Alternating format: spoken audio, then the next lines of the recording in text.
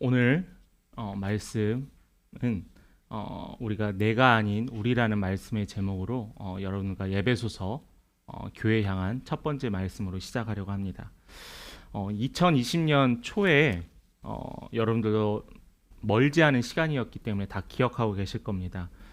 그때 우리가 경험하지 못했던 이 전염병이라는 게 우리가 다 모든 사람들이 동일하게 경험하게 되었어요. 그때 있었던 조치 중에 하나가 바로 거리두기라는 조치가 있었습니다. 그 시간이 지난 지 무려 2년이 넘었었죠. 그런데 이 코로나라는 질병을 통하여서 우리나라뿐만 아니라 전 인류 사회에 던져지는 하나의 논제가 하나 있었어요. 그 논제가 뭐였냐면은 국가가 개인의 자유를 통제하는 것이 맞느냐, 아니면은 전 모든 사람들의 안전과 평화를 위해서 국가가 통제하는 것이 맞느냐, 아니면 개인의 자유를 존중하는 것이 맞느냐라고 하면서 서로 간에 논쟁이 있었던 적이 있었습니다. 아직까지도 그 명확한 답은 정해져 있지 않습니다. 어떤 나라는 강력한 통제도 했고요. 어떤 나라는 자유스럽게 통제한 나라도 있었습니다. 여러분들은 어떻게 생각하시나요? 나라는 개인이 중요한가? 아니면 우리 공동체의 우리가 더 중요한가? 답은 다 당연히 다를 수 있습니다. 그런데 한국 사회는 예전부터 이 우리라는 대표되어지는 이 단어, 전 세계 어디에도 없는 이 우리라는 이 특별한 의미의 단어가 우리나라를 대표하는 사고와 생각에 자리 잡고 있었어요. 그래서 지금 우리가 들녘에 보면 추수할 시기잖아요. 이 추수할 시기인데 일손이 부족하면 서로 옆집과 옆집이 일손을 주고받으면서 서로 돕는 게 당시의 미덕이었고 당연한 규칙이었어요. 또한 마을에 잔치가 있거나 아니면 마을에 장례가 있을 때는 서로 모여서 돕고 같이 하는 것이 우리나라 한국의 전통적인 전통이었었죠. 이러한 것이 우리 사고가 우리 마음 안에 따뜻함이 내면되어 있고 자리 잡고 있을 수 있다고 생각하지만은 반대로 생각하면은 집단 이기주의로도 비춰질 수 있다라는 거예요. 우리는 우리라는 편에 편가르기를 해서 나와 같은 그룹이 아니라면 서로 적대시하는 것. 그게 우리 사회에 건강한가 건강하지 않은가는 우리에게 던져주는 다시 또 다른 새로운 과제이기도 합니다. 그럼에도 불구하고 이런 단점이 있음에도 불구하고 이 우리라는 정체성이 한국 사회를 따뜻하게 하는 것만은 분명한 것 같아요. 이 따뜻하게 하고 서로 돌보고 서로 아낀다라는 이 단어, 이 마음, 이 선한 영향력이 우리 교회 안에도 있어야 한다라는 겁니다. 그 이유는 하나님께서 교회를 세우신 이유는 다른 것이 없어요. 믿는 성도들이 서로 모여서 서로 돕고 서로 격려하며 하나님의 온전한 터전을 이루는 교회를 세우기 위한, 그것이 바로 하나님이 교회를 세운 목적이기도 합니다. 그런데 우리 신앙생활을 보면은 우리는 개인의 내면의 신앙생활이 아주 중요해요. 왜냐하면은 교회 안에서의 그냥 단체 활동이나 친목 활동은 교회 밖에서도 우리가 충분히 할 수 있습니다. 조기 축구회를 간다든지 산악회를 간다든지 아니면 뭐 댄스 동호회를 간다든지 그러한 친교 모임은 다양해요. 그런데 이 친교 모임이 아니라 하나님께서는 무엇을 원하셨냐면은 각 개인과 하나님의 약속하신 그 구원의 약속을 이루어지길 바라셨다라는 거예요. 예수 그리스도를 통하여 말미암아 하나님이 나를 사랑하시고 나를 구원하러 오셨음을 내가 신앙으로 고백하는 것, 그것이 하나님께서 우리가 신앙생활을 하는 첫 번째 단계예요. 그래서 우리 신앙생활 어떻게 보면은 개인에 집중하는 것이 현실이기도 합니다.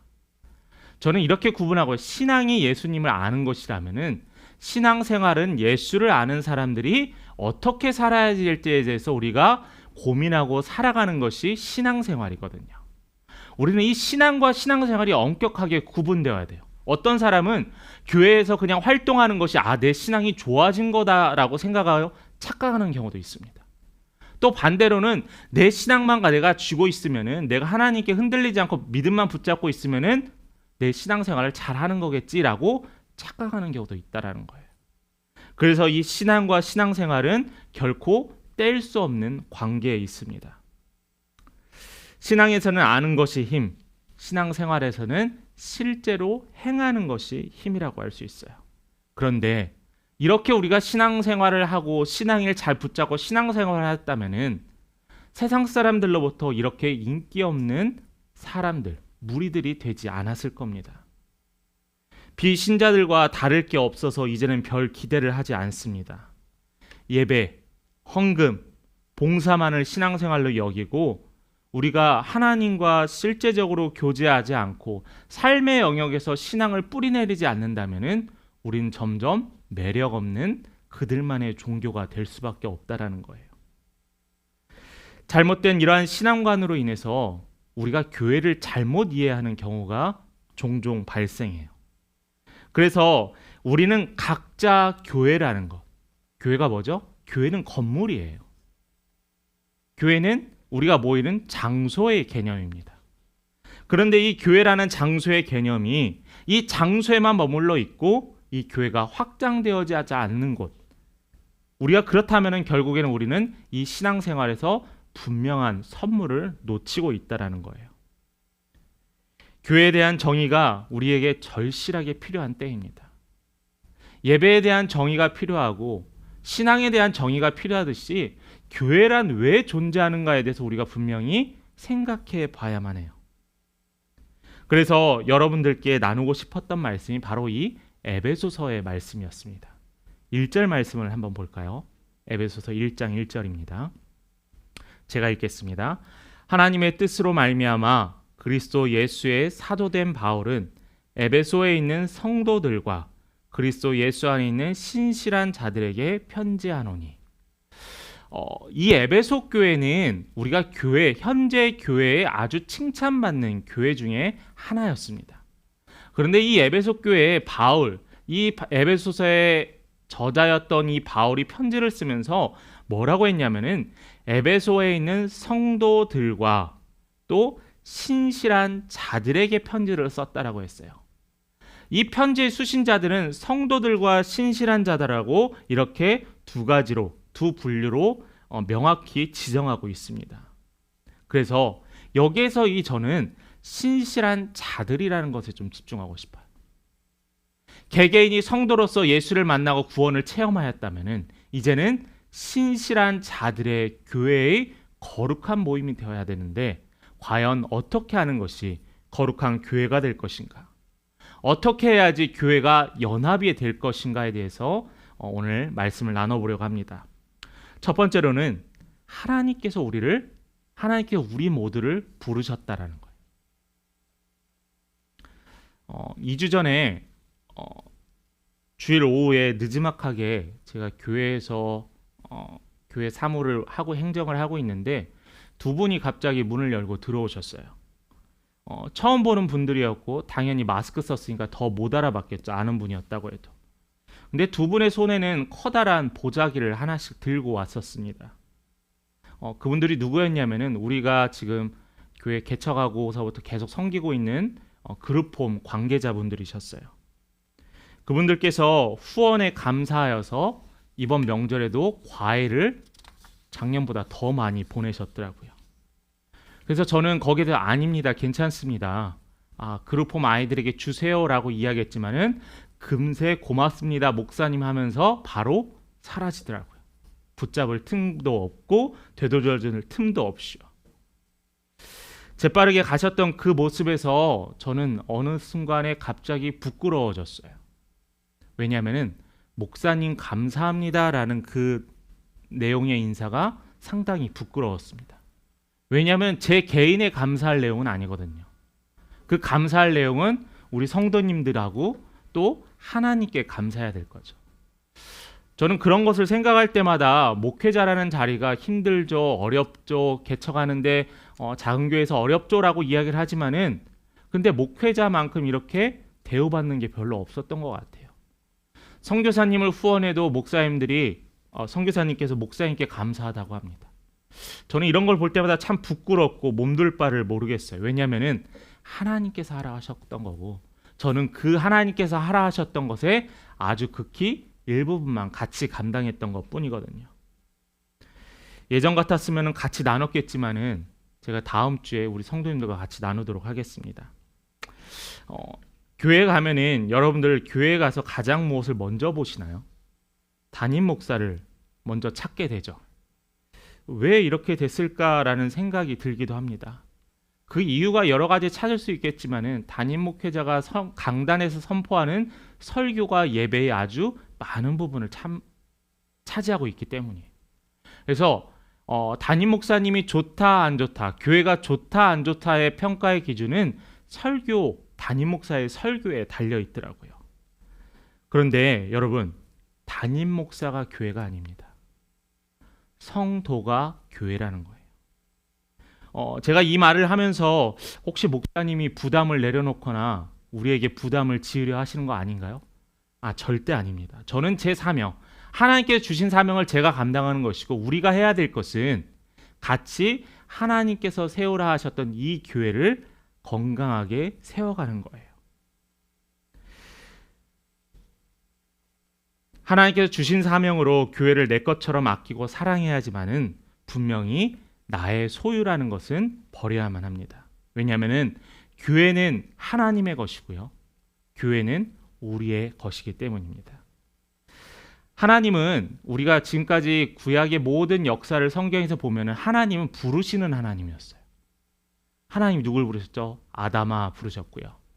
아브라함아, 모세야, 다윗아, 예수님께서는 그의 제자들을 부르셨습니다.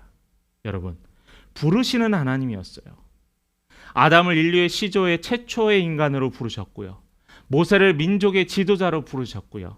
또한 예수 그리스도가 당신의 제자를 불렀습니다.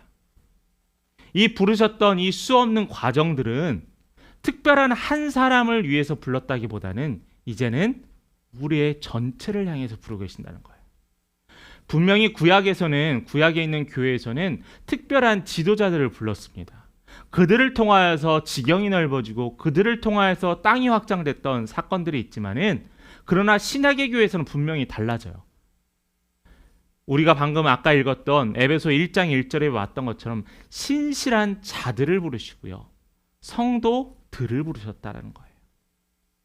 담임 목회자 한 명, 특출난 아주 훌륭한 목회자 한 명이 세상을 끌어가고 교회의 신앙을 끌어가는 것이 아니라 우리의 교회의 머리 대신 예수 그리스도께서 우리는 그의 몸에 지체를 감당하면 된다는 거예요. 하나님께서 우리를 어떻게 지으셨는지 시편 139편 13절의 말씀을 보도록 하겠습니다. 함께 봉독합니다. 주께서 내 내장을 지으시며 나의 모태에서 나를 만드셨나이다. 자, 하나님께서 뭐라고 하셨죠? 하나님께서 나를 모태에서부터 나를 만드셨다라는 거예요. 왜요? 나를 부르시기 위해서요. 우리는 무엇인가 만들면은 그 만든 것에 목적이 있잖아요. 제가 못으로 무엇인가를 박아서 이것을 연결시키려고 합니다. 그런데 이 못이 아니라 다른 것으로 하면은 이것은 고정되지 않아요. 각각의 물건에는 각각의 목적이 있습니다. 하나님이 창조하셨던 우리 여러분들도 각각의 목적이 있어요. 그렇지만은 우리 모두의 목적도 존재합니다. 그게 뭐냐면 바로 우리라는 믿음의 공동체를 유지하라는 거예요. 5절 말씀을 한번 볼게요. 오늘 우리가 읽었던 5절 말씀입니다. 같이 읽겠습니다. 시작. 그 기쁘신 뜻대로 우리를 예정하사 예수 그리스도로 말미암아 자기의 아들들이 되게 하셨으니. 자, 하나님께서는 뭐라고 하셨냐면은 예수 그리스도로 말미암아 우리가 뭐가 되게 했대요? 아들들이 되게 했대요. 우리는 하나님이 함께 하시는 최고의 걸작품이며 여러분들은 천하보다 귀한 하나님의 자녀입니다. 왜냐하면 하나님은 그의 유일한 아들 독생자 예수 그리스도를 통하여서 우리의 생명을, 우리 영원한 삶을 허락하셨기 때문이에요. 그렇기 때문에 우리는 영원한 하나님의 자녀되었다라는 겁니다.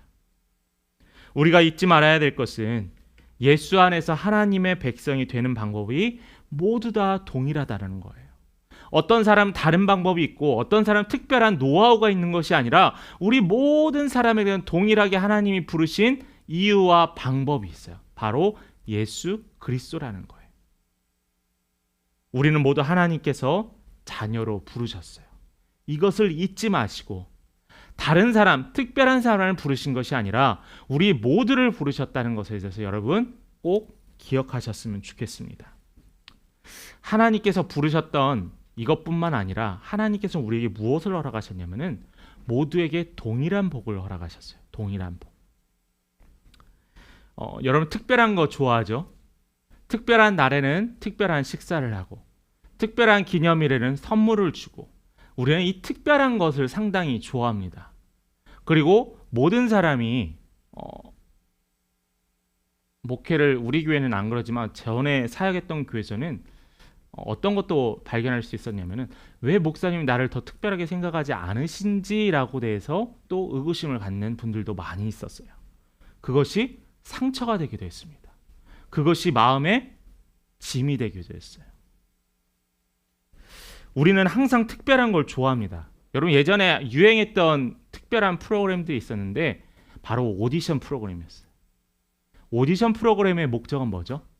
1등을 뽑는 거였습니다. 우리는 그 1등에 열화와 같은 성원을 보내고요. 누가 1등이 될까 해서 궁금해합니다. 그런데 여러분, 저는 이것은 좀 잔인하다라고 생각을 해요. 이 1등의 영광을 위해서 떨어지는 수천 명의 사람들의 그들의 눈물과 안타까움을 보면은 이것이 과연 아름다울까라는 생각을 합니다. 왜냐하면은 특별한 사람이 되기 위해서 노력했지만은 능력이 없어서 또 운이 없어서 준비가 덜 돼서 이 특별한 때를 못 누리는 사람들이 있거든요. 그렇다 보니까 또한 이 낭망하고 절망하여서 극단적인 선택도 합니다. 늘 패배자의 의식을 갖고 살아가기도 해요. 그렇다 보니 이러한 사회 구조는 결국에는 이기는 자만이 살아남는 사회가 되고 말았습니다. 그런데 이게 사회생활에서만 이루어지는 게 아니라 우리의 신앙생활에서도 그대로 물들어가는 것 같아요. 우리 신앙생활에서도 특별한 것에 대한 욕심이 생깁니다. 저 집사님은 조금 더 특별하게 하나님께 사랑하시는 것 같아. 이것이 그냥 부럽고 신앙에 대한 도전이 아니라 질투가 되고 욕심이 되고 시기가 되면은 그런 경우를 너무나 많이 봐요. 아유, 저기 권사님 딸은 이번에 어디 대학교 가서 누구랑 좋은 남자랑 시집 갔다 하더라. 그걸 듣고 내 마음은 아직 시집 못 간 딸 때문에 마음이 아파합니다. 여러분, 이런 것들이 우리 주위에 너무나 많이 있다라는 거예요. 왜 여러분들은 특별한 하나님의 은혜만을 바라십니까? 하나님께서는 이미 복을 허락하셨고 하나님께서는 우리에게 최고의 복을 허락하셨는데 아직도 여러분은 만족스럽지 못하시나요? 성경에 보면은 제가 마음 아파하는 두 개의 비유가 있습니다. 신약에 보면은 우리 5달란트, 1달란트, 3달란트의 그 비유가 있죠. 그런데 우리는 이 달란트의 비유에서는 충실한 청지기는 뭐 해야 되죠? 종은 쉬지 않고 노력하고 일해야 된다는 거죠. 1달란트 가진 자가 땅에 묻어서 그 1달란트를 5달란트 가진 자에게 주었다고 5달란트 가진 자는 더 많이 가졌다는 것이 주제가 아니에요. 이 달란트는 우리가 잘 알고 있지만은 6천 데나리온 하루에 1데나리온씩 1일 노동자가 버는 금액인데 어마어마한 금액이라는 거예요. 이 금액을 쥐었음에도 아무것도 하지 않았던 그 게으른 종, 분명히 문제가 있습니다. 그런데 우린 여기에서 해석을 이렇게 해요. 하나님, 저에게는 5달란트를 주세요. 하나님, 저에게는 3달란트를 주세요라고 우리가 그렇게 기도하지 않나요? 또 하나의 비유가 있습니다. 마가복음에 나타나 있는 씨 뿌리는 자의 비유에서도 이러한 실수들이 나타납니다. 4가지 땅에 뿌려진 이 씨앗들로 말미암아 좋은 땅에서 뿌려진 씨앗은 몇 배의 결실을 얻게 되죠? 30배, 60배, 100배의 결실을 맺게 됩니다. 어떻게 여러분들 기도하시나요? 하나님, 뿌려진 씨앗이 100배의 결실을 맺게 해주세요. 그렇게 기도하지 않으시나요? 씨앗이 좋은 땅에 뿌려졌다면은 열매를 맺게 되는 겁니다. 아무리 노력해도, 아무리 내가 했다고 하더라도 왜 우리는 5달란트만 목말라 하고 100달란트만 위해서 기도해요? 그것만이 왜 결실이고 그것만이 왜 축복받은 자들의 누리는 복이라고 생각하십니까? 우리는 이미 땅을 소유했고요. 우리는 이미 일할 수 있는 공간과 터전이 있다라는 거예요.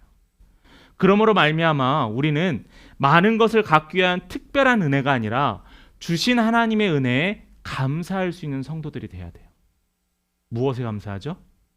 예수가 나를 위해 십자가에 못 박혔다라는 거예요. 이것만큼 특별한 은혜가 어디 있어요? 예수님의 피값으로 말미암아 지금 이 자리에 내가 예배자로 세워지게 되었다. 이것만큼 특별한 은혜가 어디 있습니까? 그것은 차별이 아니에요. 하나님께서는 이미 우리를 향해 동일하고 특별한 은혜를 허락하셨습니다. 오늘 본문 3절에도 그러한 이야기가 나옵니다. 제가 읽겠습니다.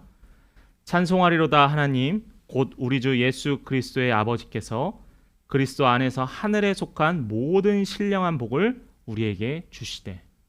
자, 뒷부분에 뭐라고 나와 있죠? 그리스도 안에서 하늘에 속한 모든 복을 누구에게 주셨대요? 너희에게 주셨다는 거예요. 우리에게 주셨다는 거예요.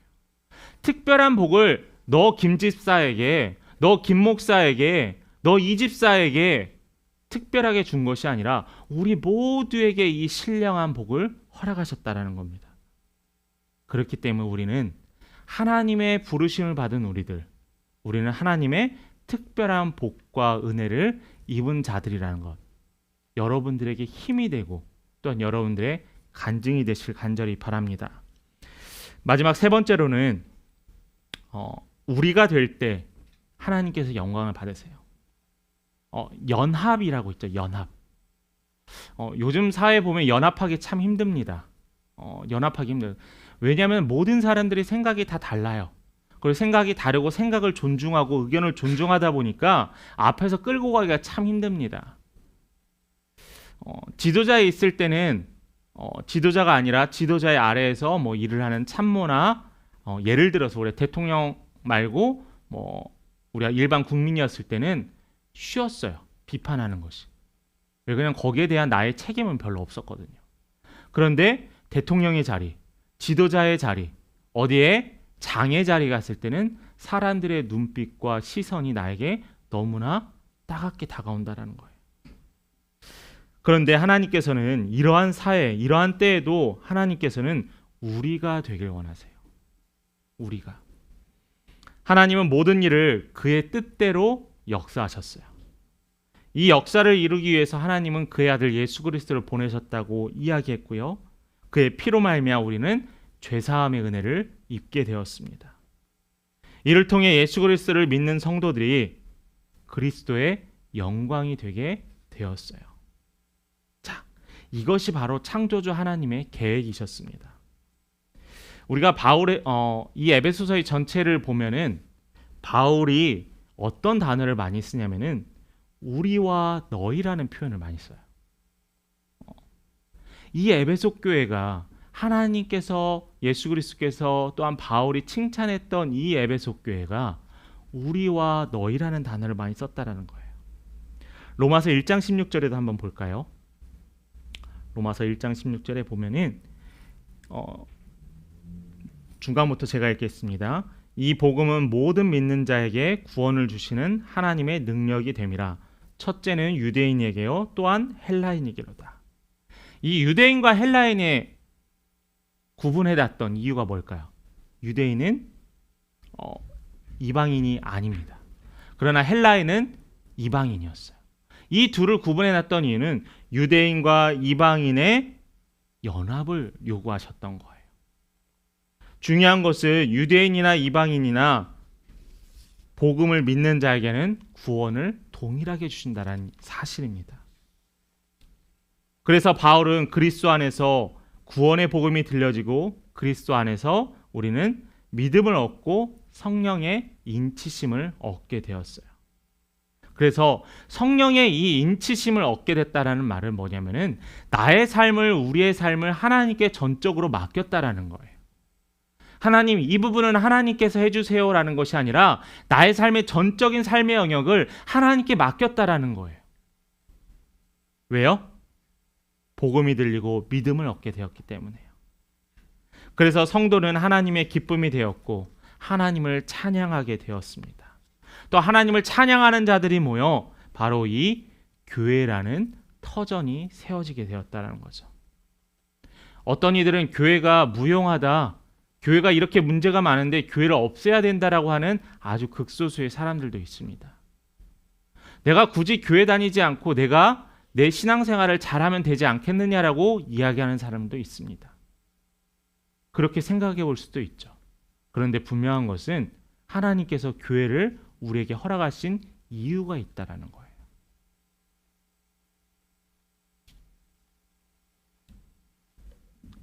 교회는 믿음으로 형성되고 사랑으로 연합되고 또한 소망으로 전진하는 그리스도 예수의 공동체입니다.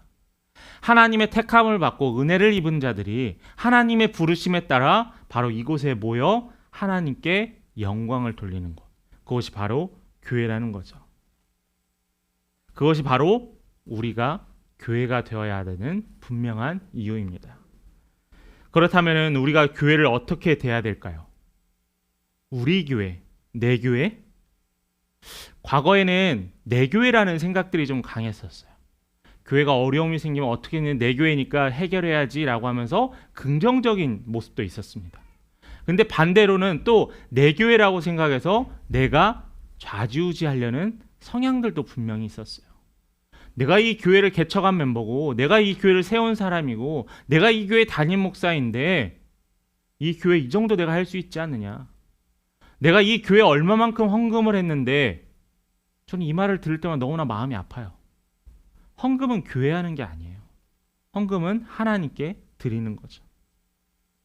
이러한 잘못된 인식을 가진 사람들이 내 교회다라고 생각해서 교회 안에 분쟁이 있었어요.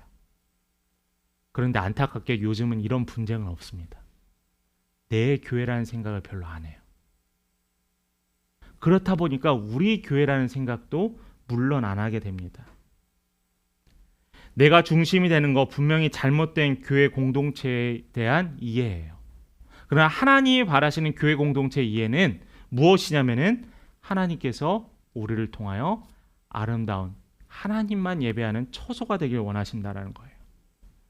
에베소서에서 가장 중요한 말씀 중에 하나인 10절 말씀, 우리 교회에 대해서 이야기하는 말씀이 있습니다. 우리 10절 말씀을 함께 같이 읽어볼까요? 하늘에 있는 것이나 땅에 있는 것이 다 그리스도 안에서 통일되게 하려 하심이라. 누구 안에서 통일되게 한대요? 그리스도 안에서 통일되게 한대요. 무엇을 통해서요? 교회를 통해서요. 우리의 모임을 통해서요. 우리의 공동체를 통해서요.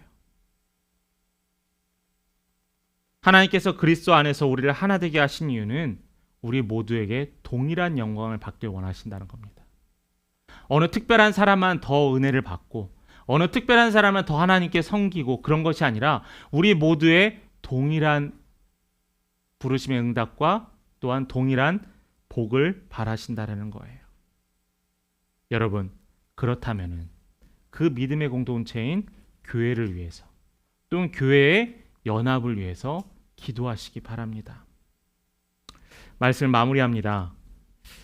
교회가 어떤 이들은 무너져가고 있다라고 합니다. 실제적으로 일어나는 사실이기도 하고요. 너무나 가슴 아픈 일이기도 합니다.